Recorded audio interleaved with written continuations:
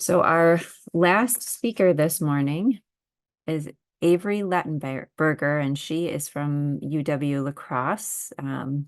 She's going to be presenting on Slimy Sculpin swimming performance declines on embedded gravel. Um, to follow our theme of Sculpin talks from last year, where you all recognize as cold water advocates that they are an important part of our cold water fisheries community. So I'm looking forward to seeing Avery's presentation. So my name is Avery Lettenberger, working with Slimy Sculpin and looking at how their swimming performance kind of differs on these different substrates within a swimming flume. Just a brief outline, just some background, we'll go into our objective, talk about how we set up our swimming trials, and then talk about the sculpin performance and just some implications that may go along with these results. So sculpin station holding, essentially this picture shows the position they may use to station hold, anchoring to substrate using their pelvic, pectoral, and caudal fins typically. And this behavior decreases some of the energy spent that could be used during swimming, which sculpin generally aren't that great at. And typically it's used for maintaining these optimal foraging, spawning, or velocity areas within different stream habitats. We were looking at how stream embeddedness, or just how much fine sediment kind of fills in our larger substrates, influences this process. That embedding has historically been seen throughout the Driftless, just through different land use changes. That was highlighted in that last presentation pretty well. So again, yeah, just kind of limits the space between these coarse substrates where these sculpin might kind of anchor their fins a little better. And this may eventually limit their station holding ability in these streams. So this kind of gets us to our objective of determining how this station holding ability differs between a gravel substrate and then an embedded gravel substrate for slimy sculpin. For our collection, we used backpack electrofishing, went out to Roland's Coulee, and then transported our fish back to the UWL campus into our wet lab. For our swimming trial designs, we use this time to failure endurance protocol with that 10-liter, it's called a Brett type flume down on the right. Just circulates water at different velocities using that gauge. And then we also used a chiller to maintain water temp throughout the trials. We used velocities at 5, 10, 15, 20, 25, 30, 45, 40, and 45 centimeters per second. And then to the right, you can see those the plates we used in the flume. The left was the gravel, and then the right, the embedded gravel. Basically, we just adhered the gravel to the plate for the gravel one, and then for the embedded, kind of same process, and then made this sand slurry and kind of pasted it over there to simulate embeddedness without having sand flying through all over the flume. So we used 5 fish per velocity substrate combination. And within this endurance protocol, the failure time occurred when the fish was pinned on the downflow grate within that flume for greater than 10 seconds. And then within this process, at the 200-minute mark, it is assumed that the fish could likely sustain this position indefinitely within the stream. And then we did occur some fish that didn't quite cooperate. So we had a criteria for these non-performers. Essentially, if the failure occurred before any station holding behavior occurred, they were removed and then replaced. Then here's just a little video showing the fish in the flume.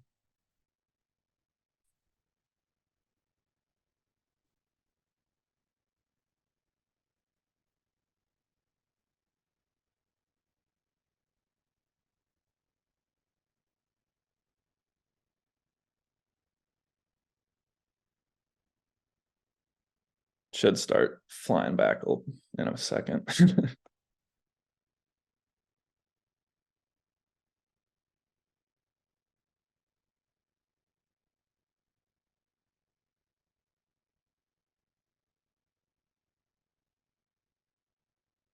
So at this kind of point, we would start that timer, and if it remained in that position for greater than 10 seconds, that trial would be over. Oh.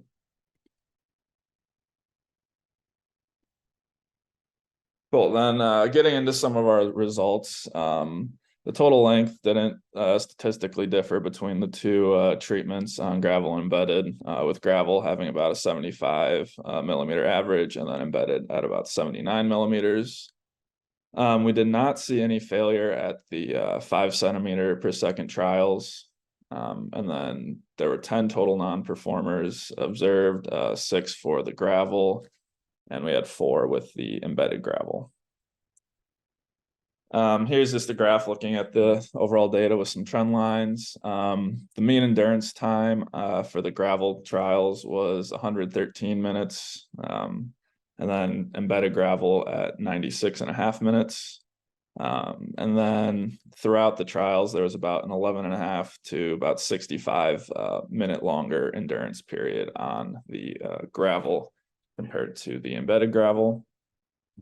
And then kind of in this study, we saw at that 20 centimeter per second mark, that this is really when the endurance started to decline. So comparing the gravel and embedded gravel means here, there's about a 19 centimeter per second difference. Wait. Yeah.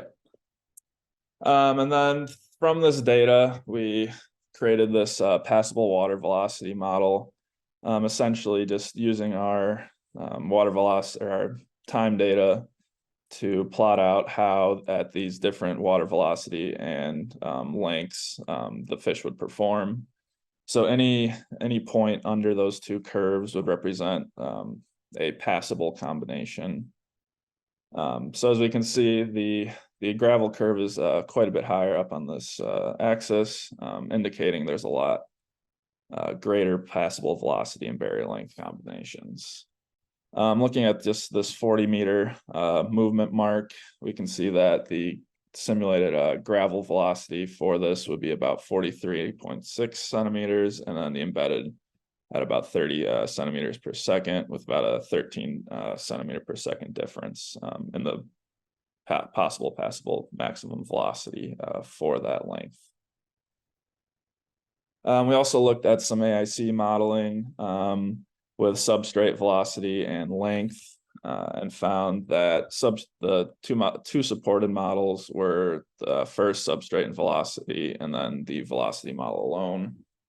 This could indicate that velocity may play a greater role, but overall substrate still has an influence on the station holding endurance of the Slimy Sculpin. Getting into some comparisons for other studies. This is kind of the first Sculpin study we found that used substrate. So all 3 of these studies are just kind of on the bare acrylic sheets that I pictured with the gravel and embedded gravel on them, with all different Sculpin species. So the mean critical swimming speed is essentially, in these studies, they don't have a constant speed. It goes up by increments. So looking at the European bullhead, we have about a 55 centimeter per second, kind of falls within plus or minus 10 centimeters, kind of falls within those velocities we used. The Rocky Mountain Sculpin looked at the mean slip speed, which is essentially the first time the Sculpin breaks the station holding. So that velocity is measured there at about 23.4 centimeters, which is pretty much where our Sculpin began to fail more. So those are kind of consistent there. Then again, that kind of 49 centimeter per second range for that critical swimming speed falls within the values we used. Looking at a more close to home species here with the mottled sculpin. Their mean slip speed was a little lower at that 16.2 centimeters per second.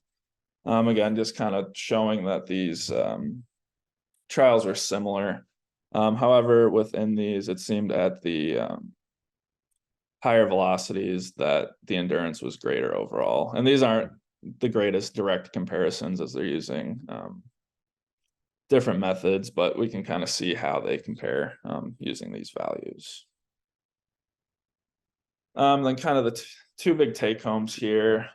Slimy Sculpin within our kind of lab-based trials had greater endurance on the gravel than embedded gravel. And then taking into account that AIC modeling at these lower velocities, substrate may be less influential than at the higher velocities for the station holding performance. And then kind of some management implications that could come from this are that maintenance of unembedded substrate is pretty important for sculpin species with their ability to maintain their position or move through stream systems. And then a lot of studies kind of looking at similar processes, talk about fish passage and how this could be beneficial to use gravel in different fish passage implementations for these smaller benthic species that have lesser swimming abilities.